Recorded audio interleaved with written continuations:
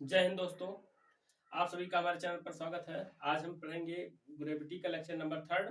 Lecture number third को शुरू करने से पहले अगर आपने अभी तक लेक्चर नंबर 1 और लेक्चर नंबर 2 नहीं देखा हो तो कृपया जाके देख लीजिए, तभी आगे का वीडियो समझ में आएगा। आप इसको अनेक माध्यमों से पढ़ सकते हैं, जैसे हमारे फेसबुक से, इंस्टा से और यूट्यूब से भी। आज हम पढ़ाने का प्रयास करेंगे। आप सभी का हो गया था कि इक्वेटर और पोल पर जी का वैल्यू किस प्रकार डिपेंडेंट है, ये हो गया था। अब आगे का हम शुरू करेंगे कि जो जी का मान है, पृथ्वी के घूर्णन के कारण जी का मान किस प्रकार परिवर्तित होता है। पृथ्वी जब घूमती है, आप लोग जानते हैं कि पृथ्वी जो है अपनी धुरी पर क्या करती है, घूमती है। ये अर्थ है, अर्थ है। तो ये इस मूवमेंट में, ऐसे मूवमेंट में क्या करती है, घूमती है। अपने धुर पर ही क्या करती है, घूमती है।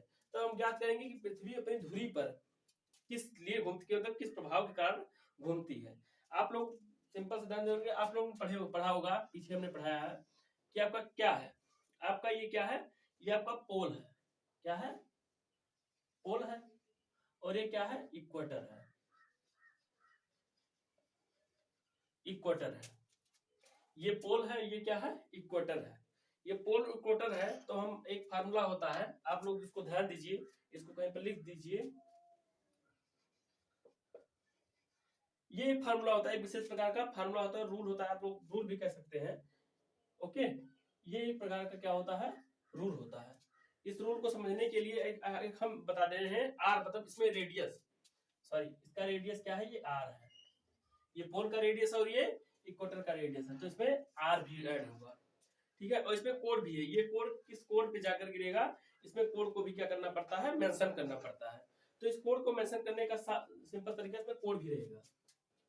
कॉस स्क्वायर कुछ भी मान लीजिए, आई थिंक लैम्डा, लैम्डा मानते हैं हम इसको। तो इसका एक फार्मूला क्या है, जी dash is equal to G minus उस जो पृथ्वी का घूर्णन है, पृथ्वी जो घूमती है उसमें जी का मान किस प्रकार से परिवर्तित होता है, इसमें इसको क्या किया गया है, शो किया गया है।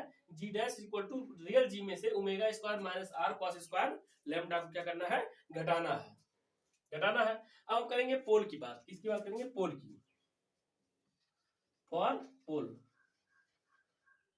पोल्स पर क्या होगा, पोल्स पर आप लोग जानते हैं कि पृथ्वी जब घूर्णन करती है, क्या करती है, घूर्णन करती है, तो पोल्स पर जो होता है, पोल्स पर ये सीधा डिग्री एकदम एकदम क्या होता है, 90 डिग्री कोण बनाती है। पोल्स पर जो घूमता है तो क्या करता है, ये 90 डिग्री का कोण बनाती है। जैसे ये इस साइड से घूमना प्रारंभ करता है, इस साइड से ऐसे, और हमारा पोल ये है, ये पोल है, तो अपनी धुरी पर घूमता है, तो ये किससे कितना कोण बनाता है, 90 डिग्री का। ये कितना कोण बनाता है, 90 डिग्री का कोण बनाता है। इसलिए यहाँ लैम्डा बराबर 90 डिग्री हो जाएगा पोल पर। पोल पर लैम्डा की वैल्यू कितनी हो जाएगी, 90 डिग्री हो जाएगी। या यहाँ से हो जाएगा G dash equal to G minus omega square R cos square lambda. तो G dash equal to G minus omega square R cos square 90 degree. और आप जानते हैं कॉस 90 डिग्री का वैल्यू क्या होता है, आप जानते हैं कॉस 90 डिग्री का वैल्यू सीधा सीधा 0 होता है, क्योंकि साइन 0 का मान 0 और कॉस 90 डिग्री का मान सेम होता है। मींस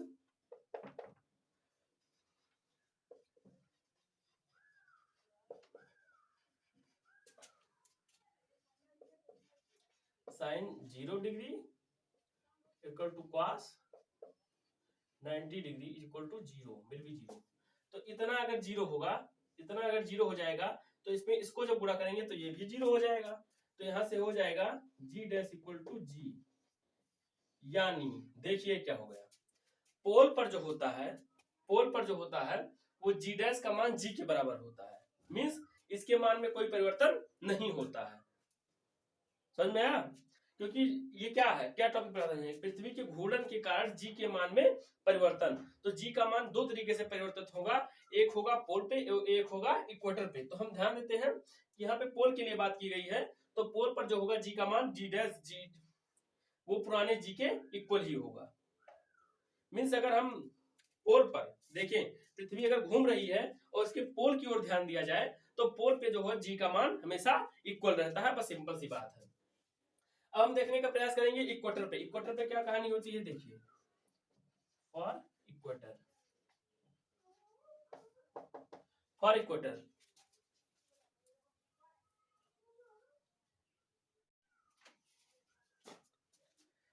फॉर इक्वेटर, इक्वेटर की हम बात करेंगे तो इक्वेटर पर जब पृथ्वी घूमती है तो इक्वेटर पर किस भांति घूमती है। देखिए इक्वेटर जैसे ये है, हमारा इक्वेटर क्या है, ये है, सॉरी इक्वेटर क्या है, ये है, और पृथ्वी हमारी ऐसे घूमती है, मींस इसी इसी डायरेक्शन में घूमती है, इक्वेटर के डायरेक्शन में घूमती है। तो वहां इक्वेटर पर जो है वो लैम्डा का मान हमारा हो जाएगा 0 डिग्री, और लैम्डा का मान 0 डिग्री होने के कारण फार्मूला लिख लीजिए, G dash equal to G minus omega square R cos square lambda.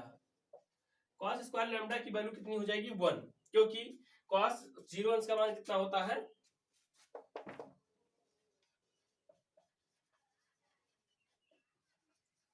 we know that sin 90 degree and cos 0 degree will be 1।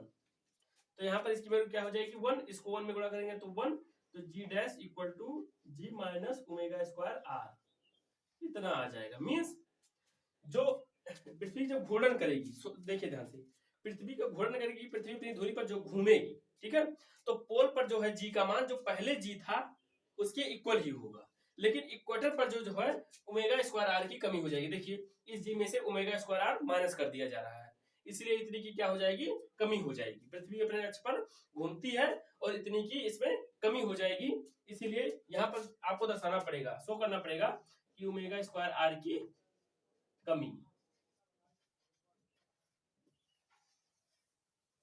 Omega square are की किसमें क्या की गई है, कमी दर्शाई गई है। इसी प्रकार हम आगे बढ़ते हैं, थोड़ा हम आपको आगे थोड़ा डीपली में बताने का प्रयास कर। हाँ देखिए आगे, पृथ्वी के घूर्णन के कारण भारहीनता, आपने पृथ्वी का घूर्णन देखा है, जहां पर आपने देखा होगा कि पोल पर जो है वो जो पहले घूमती थी उसका और जी का पुराने जी का वैल्यू का मान सेम था, लेकिन इक्वेटर पर क्या होता है, ओमेगा स्क्वायर आर की क्या हो जाती है, कमी हो जाती है। इसमें क्या दिखाता है, कमी को दिखाता है इक्वेटर पर, ठीक है।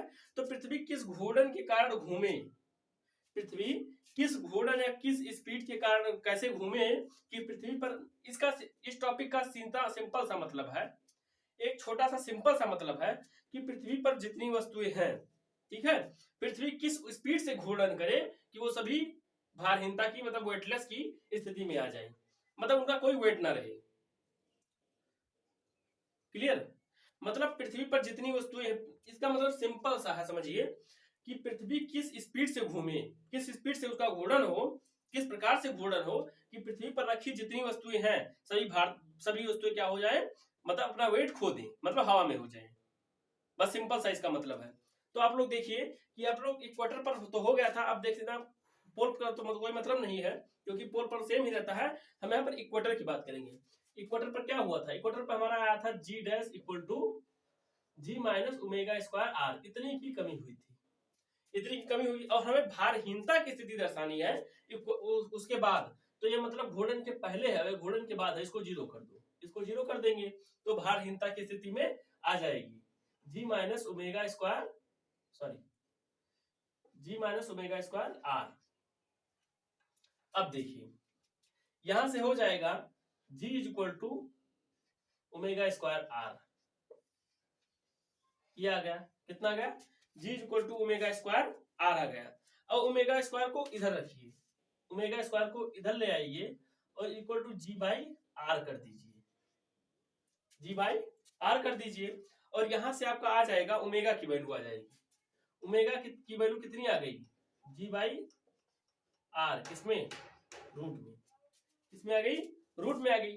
और आप लोग जानते हैं, क्योंकि आप लोग जानते हैं कि t equal to 2 pi by omega होता है, आप लोग को पता है, लीनियर इक्वेशन में आप लोग पढ़ चुके होंगे कि क्या होता है, t equal to 2 pi by omega होता है। तो यहाँ पर ओमेगा की वैल्यू कितनी हो जाएगी, ओमेगा इक्वल टू कितना हो जाएगा, 2 पाई बाई टी, इतनी आ जाएगी ओमेगा की वैल्यू, समझा। तो ओमेगा की वैल्यू यहाँ रख देते हैं, यहाँ रखेंगे तो ओमेगा इक्वल टू क्या आ गया है, ओमेगा इक्वल टू आया 2 पाई बाई टी, तो लिख देंगे 2 pi by T equal to g by R, ये रूट में आया समझ में, ये क्या हो जाएगा, रूट में हो जाएगा। अब यहाँ से हमें टी की वैल्यू निकालनी है। टी आप लोग टाइम पीरियड जानते हैं, आवर्तकाल। आवर्तकाल क्या होता है अभी आप लोगों को समझाने का प्रयास करेंगे कि आवर्तकाल होता क्या है। एक्चुअली में आज हम आवर्तकाल को यानी टाइम पीरियड को आप लोगों को विजुलाइज करा देंगे कि क्या होता है।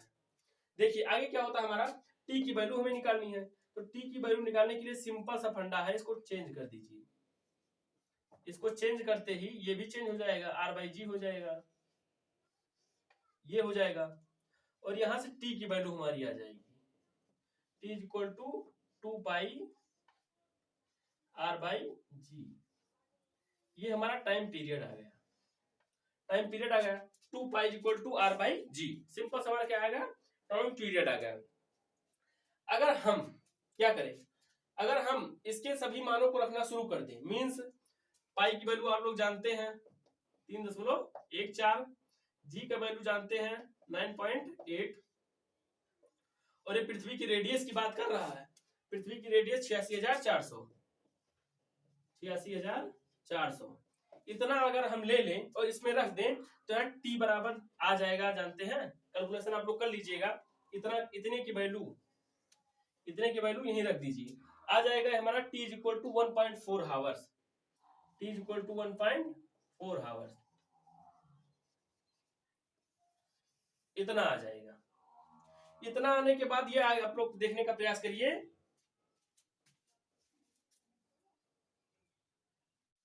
हाँ, तो आप लोग जानते हैं कि पृथ्वी हमारे एक धुरी पर, अपने एक धुरी पर नाचती है, कम से कम लेती है 23 घंटे 56 से 58 मिनट का समय, 23 घंटे 56 से 58 मिनट का समय लेती है पृथ्वी अपना एक चक्कर, खुद का एक चक्कर घूमने में। खुद का एक चक्कर मीन्स अपनी धुरी का एक चक्कर लगाने में, सूर्य का एक चक्कर नहीं, अपनी धुरी पर एक चक्कर काटने का कितना लेती है, 23 घंटे 56 से 58 मिनट। लेकिन अगर यही धुरी पर ये 1.4 हावर में पूरी कर देगी, मीन्स अगर 1 घंटा, समझ में आ रहा, 1 घंटा और फिर 25-26 मिनट में पूरा कर दी, ठीक है, आज उनमें 1 घंटा 25-26 मिनट में 1.4 हावर्स में अगर ये पूरा कर देती है, ठीक है, तो ये भारहीनता की स्थिति में सभी वस्तुएं आ जाएंगी। पृथ्वी अपना एक धुरी पर पूरा चक्कर, कितना, धुरी का चक्कर 23 घंटे और 56 मिनट्स इतने समय में पूरा करता है। अगर यही दूरी पर ये 1.4 हावर में केवल पूरा कर दे, केवल ये 23 घंटे में पूरा करती है 56 मिनट में, और ये 1.4 हावर में अगर पूरा कर दे, मतलब 1.4 हावर में अपने पूरा घूम जाए, खुद पृथ्वी घूम जाए। आप लोग जानते हैं कि एक दिन रात तभी होता है जब पृथ्वी अपना एक पूरा चक्कर, मतलब खुद का अपने एक धुरी पर घूमती है, एक चक्कर पूरा अपनी धुरी का एक चक्कर पर घूमती है, एक चक्कर पर घूमती है, तो एक दिन और रात होता है।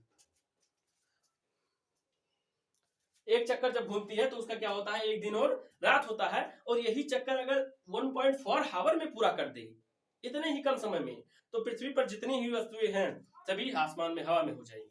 मतलब पृथ्वी पर कोई भी ऑब्जेक्ट रह नहीं जाएगा, सभी क्या होंगे, आसमान में हो जाएंगे। इसीलिए इसे ही कहते हैं कि भारहीनता की स्थिति, घूर्णन के दौरान, पृथ्वी के घूर्णन के दौरान कारण भारहीनता। पृथ्वी का घूर्णन अगर तेज हो जाए तो पृथ्वी पर सभी वस्तुएं भारहीनता का अनुभव करेंगी।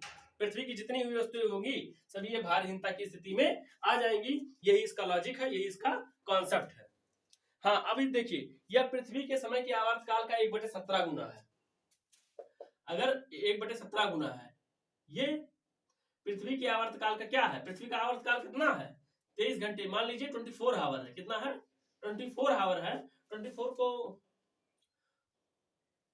इतना करते हैं 17 हावर आ जाएगा, मीन्स 1/17, ये पृथ्वी के आवर्तकाल का कितना है, 1/17 गुना है।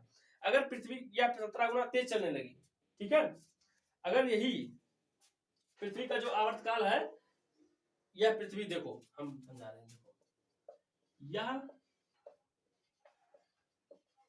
पृथ्वी के आवर्तकाल का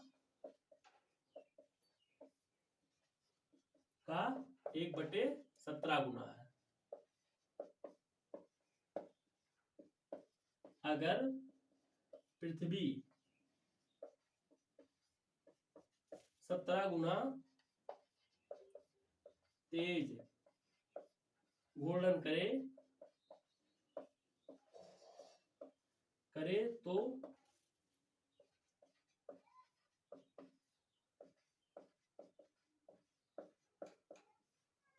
सभी वस्तुएं भारहीनता का अनुभव करेंगी।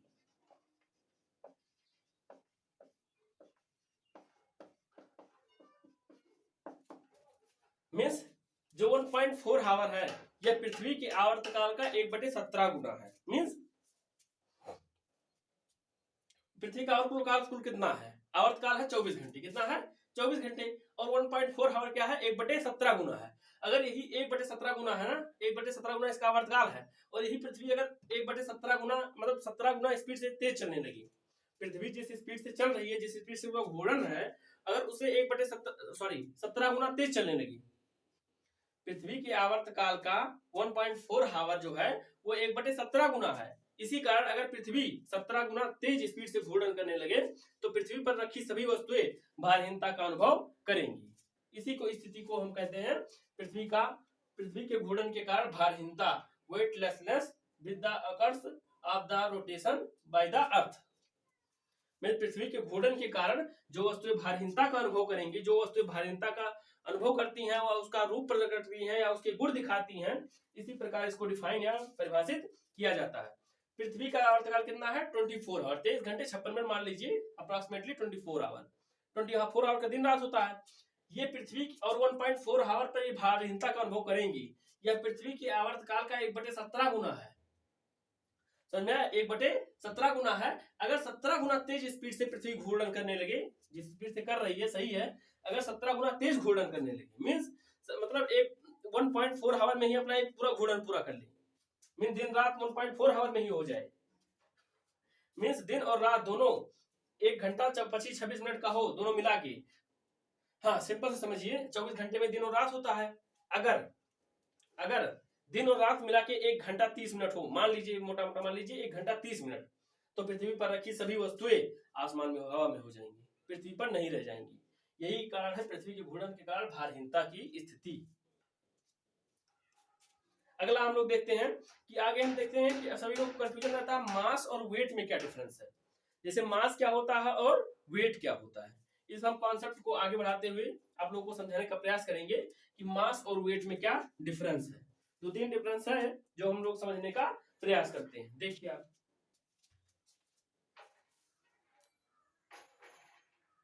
हाँ तो देखिए हमारा क्या है, मास और वेट। द्रव्यमान और भार में क्या अंतर है? द्रव्यमान और भार में क्या अंतर है? सिंपल सा मंत्र, थोड़ा सा ही अंतर है, थोड़ा सा ही डिफरेंस है, सॉरी थोड़ा सा नहीं है, बहुत डिफरेंस है। इन दोनों का डिफरेंस मतलब एक ही लगता है सबको, लेकिन ये एक नहीं है। मास और वेट दोनों में अंतर होता है। तो आप लोग आज हम इस अंतर को समझने का प्रयास करेंगे कि ये क्या ये अंतर होते हैं। देखिए, द्रव्यमान जो होता है मास, यह पिंड में उपस्थित पदार्थ की मात्रा होती है।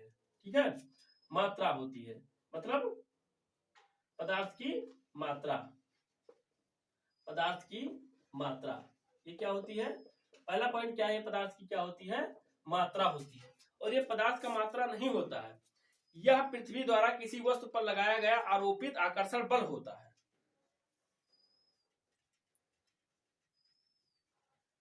समझ में आया? ये क्या होता है? सॉरी, ये पदार्थ की क्या होती है? द्रव्यमान क्या होता है? पदार्थ की मात्रा, किसी पिंड में उपस्थित पदार्थ की मात्रा होती है। और ये किसी पिंड पर आरोपित, पृथ्वी द्वारा आरोपित आकर्षण बल है। ये क्या है? एक प्रकार का आकर्षण बल है, आकर्षण बल है पृथ्वी द्वारा किसी पिंड पर लगाया गया, ये क्या है? एक प्रकार का आकर्षण बल है। और ये क्या है? ये पदार्थ की मात्रा है। दूसरा अंतर देखिए, इसका जो है मान जी के साथ अपरिवर्तित रहता है। मीन्स इसका मान जी के साथ परिवर्तित नहीं होता है और इसका मान जी के साथ परिवर्तित रहता है। मीन्स इसका मान जी के साथ परिवर्तित रहता है, जी के साथ क्या होता है? जी के साथ अपरिवर्तित।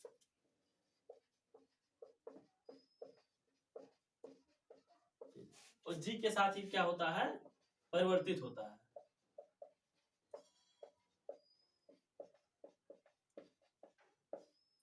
हम लोग बताए नहीं थे W = mg, जी का मान बढ़ा तो वेट का मान बढ़ा, जी का मान घटा तो वेट का मान घटा। ये रिलेशन आप लोग को पता होगा, W इक्वल टू mg। जी का मान अगर बढ़ा तो वेट का मान भी बढ़ा, जी के मान घटेगा तो वेट का मान भी क्या होगा, घटेगा। मीन्स इससे क्या, ये अपरिवर्तित होता है, ये जी के साथ परिवर्तित रहता है। यह एक अदिश राशि है। क्या है ये, क्या है, अदिश राशि मीन्स स्केलर क्वांटिटी है, स्केलर क्वांटिटी है। और ये क्या है, वेक्टर।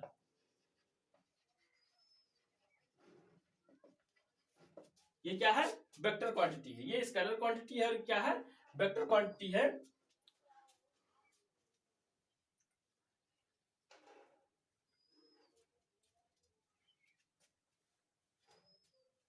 ये क्या है, स्केलर क्वांटिटी है और ये क्या है, वेक्टर क्वांटिटी है।